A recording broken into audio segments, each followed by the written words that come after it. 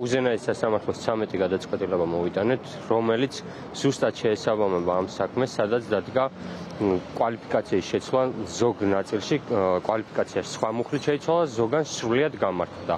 ნიშნავანი კითხვა დასკვნით სიტყვაზე დაუსვით პროკურორს იმასთან დაკავშირებით, რა ტიპის ჯგუფს აკვალიფიცირებდა, რადგან მუხლის კვალიფიკაციისთვის მნიშვნელოვანი არის და ბრალდების მხარე თავის რეპლიკაშიც კი გაექცა ამაზე პასუხს, მაგრამ გამომძიებელმა გვითხრა, რომ არანაირ ორგანიზებულ ჯგუფს არ ქონია ადგილი და მხოლოდ და მხოლოდ ის პასუხიც კი, რაც არსენ ხუნაშვილმა გაგვცრა, რომ ორგანიზებული ჯგუფი არ ყოფილა, ეს არის საკმარისი იმისთვის, რომ დადგეს გამომართლებელი განაჩენი. იქამდე სანამ ჩვენ საკუთარ ხელით არ შევეხებით ბიჭებს გარეთ, იქამდე არანაირი მოლოდინი არ შეიცვლება. ის რომ ნინო გაუსტაშვილი ან ნებისმიერ სხვა მოსამართლე ამ საქმეებზე ავტონომიურად მიიღებს გადაწყვეტილებას, პრინციპში ერთადერთ ლოგიკურ გადაწყვეტილებას, რომლის მიღებაც შესაძლებელია, ამის მოლოდინი არ აქვს. ძალიან სამწუხაროა, რომ დამოკიდებული ვართ არა კონკრეტულ მოსამართლეზე და მის შეხედულებებზე, არამედ გენერალურად ჩვენგან წყობებზე. ველოდებით ყველაზე ცუდს, რაც შეიძლება მოხდეს. მზადა ვართ ამისთვის, მათ შორის მზადა ვართ იმისთვის, რომ ამ გადაწყვეტილებით არაფერი დამთავრდება და ამ გადაწყვეტილების მერე მხოლოდ და მხოლოდ უფრო მეტი შემოერთებით გავაგრძელებთ ბრძოლას.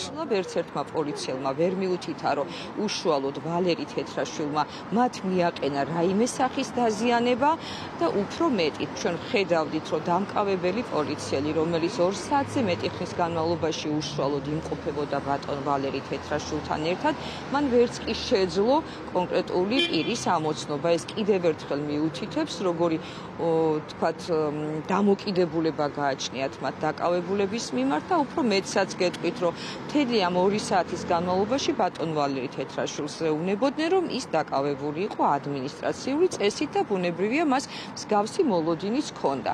წარმოდგენილი მტკიცებულებები ნამდვილად ვერ ადასტურებს, რომ ჩვენი დაცვისყოფებმა ჩაიდინეს 225 მუხლით შერაცხული ქმედება. მე არ მაქვს იმედი, რომ სასამართლო და ქართული მართლმსაჯულება რაიმე ტიპის ტესტის ჩამბარებელ მდგომარეობაში არის ამჟამად და თუ საქმე ეხება მართლმსაჯულების ტექსტს, ერთ-ერთი გამოცდა, რომელსაც ახლა სასამართლო რეალურად აბარებს და რის ჩაბარებაც ადარდებს, ჩემი აზრით არის გამოცდა პოლიტიკური ხელმძღვანელობის, პოლიტიკური ხელისუფლების წინაშე, იმედმენების წინაშე, ვის მათ კეთილდღეობას უზრუნველყოფს და ვისაც მათი მომავლის შესახებ გადაწყვეტილების მიღება ხელიწიფება.